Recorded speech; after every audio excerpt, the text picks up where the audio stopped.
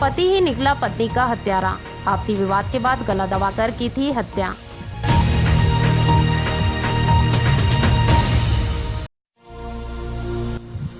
मामला थाना क्षेत्र रानीतरई का है, जहां ग्राम बोरेंदा से पुलिस को सूचना मिली कि राजकुमारी यदु पति घनश्याम यदु उम्र 25 वर्ष ने फांसी लगाकर आत्महत्या कर ली है।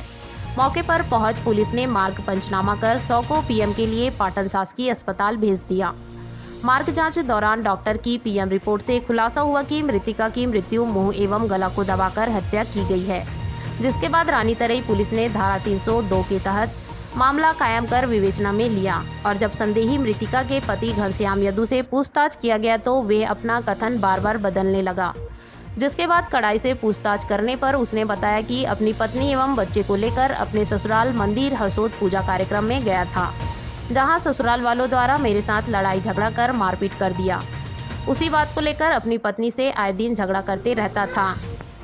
घटना के दिन भी उसी बात को लेकर पति पत्नी दोनों के बीच विवाद हो गया, जिस कारण खाट में रखे कतरी से उसने अपनी पत्नी के मुंह को दबाकर तथा हाथ से गला को दबाने से बेहोश होने के बाद गमछा से गला को दबाकर हत्या कर दिया।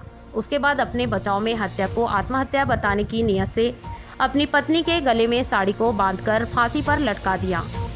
आरोपी द्वारा अपनी पत्नी की हत्या करना कबूल करने पर आरोपी को गिरफ्तार कर रानीतरई पुलिस ने न्यायिक रिमांड पर जेल भेजा गया है।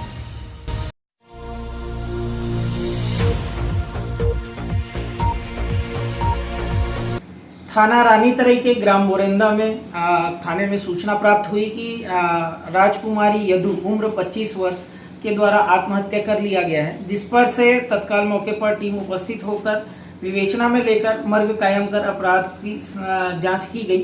प्रारंभिक रिपोर्ट पीएम के आधार पर यह पता चला था कि इसमें आत्महत्या नहीं हत्या के भी कुछ संकेत हैं, जिस पर से टीम लगातार पूछताछ कर रही थी।